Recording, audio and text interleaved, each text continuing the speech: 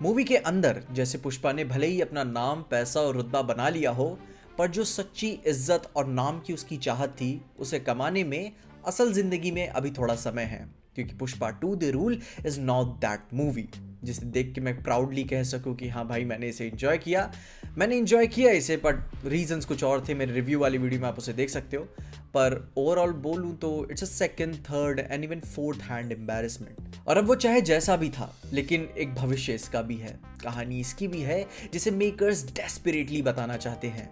And why am saying that, क्योंकि पुष्पा 2 की release से कुछ हफ्ते या महीने पहले हमें कुछ बहुत ही वाइल्ड इनसाइट सुनने को आ रही थी। मूवी के म्यूजिशियंस और कंपोजर्स को चेंज किया जा रहा था, नए लोगों को हायर किया जा रहा था, मिड मूवी के रिलीज होने से जस्ट पहले नई एंडिंग शूट की जा रही थी, एंड मौके तक तो इनकी एडिटिंग ही चल रही थी, जो कि बताता है कि इन्हें लोगों के फीडबैक की कितनी पड़ी है। पर वो चेंजेस उस एग्जाम के आखिरी दिन वाले चेंजेस की तरह ही थे कि तब तक इतना लेट हो चुका होता है चीजों को बदलने के लिए कि अब उसे सुधारा ही नहीं जा सकता। जिसमें खैर अब यह बात तो क्लियर है कि इन्हें एक रियलाइजेशन था कि फर्स्ट मूवी में क्या क्या चीजें काम की थी, उसे ध्यान देते हुए उन्होंने इस मूवी में उसे बेटर तरीके से प्लेस किया हुआ है। जस्ट लाइक पुष्पा का वो आइकॉनिक सिर कवर करके हाथ पीछे बांध के लड़ने वाला एक्शन सीक्वेंस, वो उन्होंने मूवी के एकदम बड़े पॉइंट पे यूज किया हुआ है, जिसे क्लाइमैक्स में उन्होंने टेक प्लेस कराया। और वो समझ में भी आता है कि हाइप कितनी वाइल्ड जाती है वहां पे। पर अभी भी स्टोरी का क्या, उन्होंने जापान वाले नैरेटिव को दिखा के ड्रॉप क्यों कर दिया? बात श्रीलंका और दुबई वाली डीलिंग से क्यों हो रही है? वी नो कि उसे पैसे चाहिए ताकि वो सीएम को बदल सके, लेकिन उसके लिए कंटेनर में 40 दिन बंद रहना, दूसरे देश जाना, छुप छुपा के किसी क्रिमिनल की तरह जापानीज सीखना, एंड उन्हीं सब के बीच में अपना भंवर सिंह भी फंसा हुआ है, जैसे पिछली मूवी में ऐसा बिल्ड किया गया था कि भाई इससे सीरियस बंदा तो और कोई नहीं होगा। जिसमें मूवी की एंडिंग भंवर सिंह से ही शुरू होती है, जब बंदा आखिर में ऑलमोस्ट दारू पी के गिव अप मारी देता है। वो गलत लकड़ी उठा लेता है और अपना भांडा फूटने से पहले वो पूरे स्टोरेज साइट को जला देता है, जिसमें लगता यह है कि भंवर सिंह भी मारा गया होगा, जहां अभी कोई भी बात मानने को नहीं तैयार है। एंड ये ऑब्वियस थ्रेड भी हमें समझ में आता है कि वो चीज उन्होंने उस तरीके से क्यों प्रेजेंट की गई है कि आगे चल के वो वापस आ सकता है। एंड नेक्स्ट टाइम अपने पर्सनल ग्रजेस की वजह से पुष्पा को लॉलेसली वो आने वाली तीसरी या चौथी मूवी में हंट करेगा, जो कि देखने वाली बात है कि क्या करेंगे, क्या वो उसे लेके चलते हैं या फिर उसे छोड़ देते हैं। श्रीवल्ली को भी पता चलता है आखिर में कि वो प्रेग्नेंट है, एंड आई वाज सरप्राइज्ड कि उसकी जो फीलिंग्स बात बात पे जाग जाती थी वो पहले ही क्यों नहीं हो गई। पर उसके बाद से पुष्पा को इमोशनली टूटते आप देख सकते हो कि उसके पीछे कोई घर का नाम ना होने का कितना बड़ा दर्द है उसे। जिसमें ट्रेजेडी तब बढ़ जाती है जब पुष्पा की भतीजी कावेरी को कुछ पावरफुल गुंडे किडनैप करके ले जाते हैं, जिन्होंने उसे फेस्टिवल के दौरान में छेड़ा था।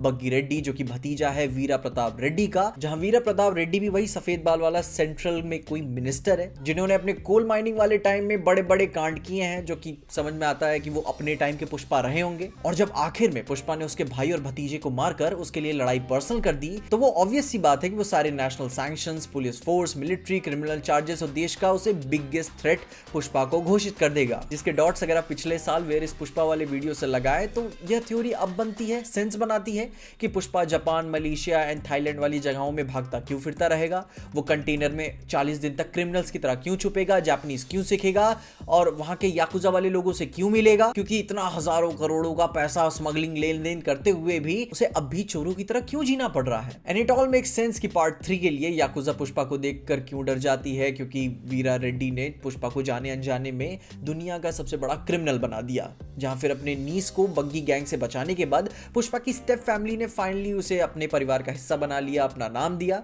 एंड उसे अपनी बेटी कावेरी की शादी में भी बुलाया। एंड फिर कहानी एक नया मोड़ लेती है। हमें पता चलता है स्कल वाले बॉम्ब की ब्रांडिंग वाला लोगो एक उनके शादी और अपने वीरा रेड्डी के जो फ्यूनरल वाले माहौल के दौरान में भी भेजा जाता है। मुझे पहले लगा था कि कोई माइक है, कोई न्यूज़ है, कोई इन्फॉर्मेशन होगी, लेकिन नहीं, बट एक्चुअली वो एक बॉम्ब था। जहां हम आखिर में एक मिस्टीरियस फिगर भी देखने को मिलता है, जो कि लगता है कि वो होगा कहीं मिडिल ईस्ट से, पर वो कितना डेंजरस होगा, क्यों सेंट्रल मिनिस्टर को भी उसने बॉम्ब भेजा, पुष्पा का तो समझ में भी आता है, वो नए नए दुश्मन बनाता रहता है।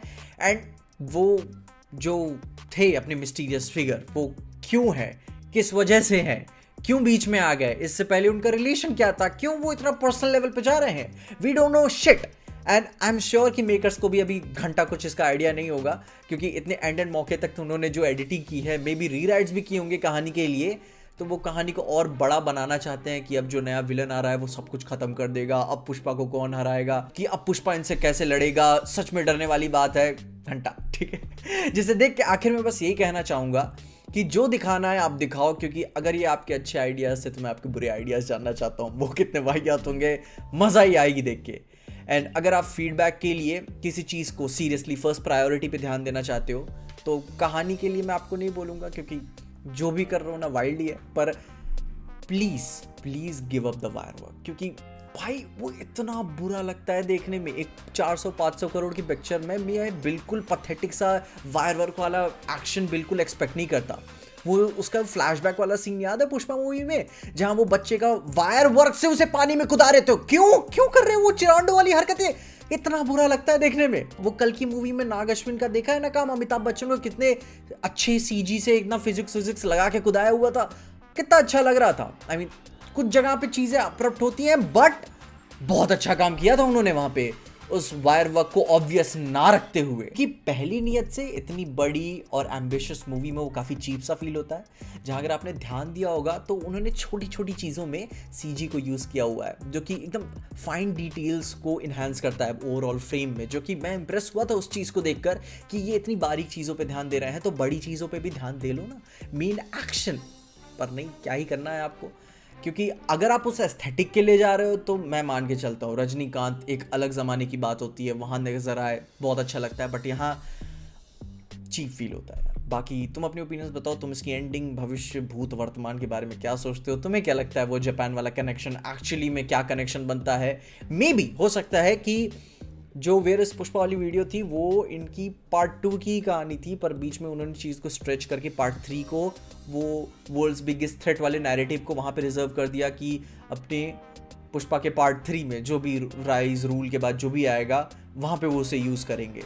तुम अपने ओपिनियंस में कमेंट्स बताओ एंड होप करते हैं कि नेक्स्ट टाइम बीच का ना हो, चाहे तो अच्छा ही हो चाहे तो एकदम ही वाहियात हो। तुम अपने ओपिनियंस मुझे कमेंट्स ज़रूर बताना एंड तब तक के लिए देखते रहना पीजे एक्सप्लेन।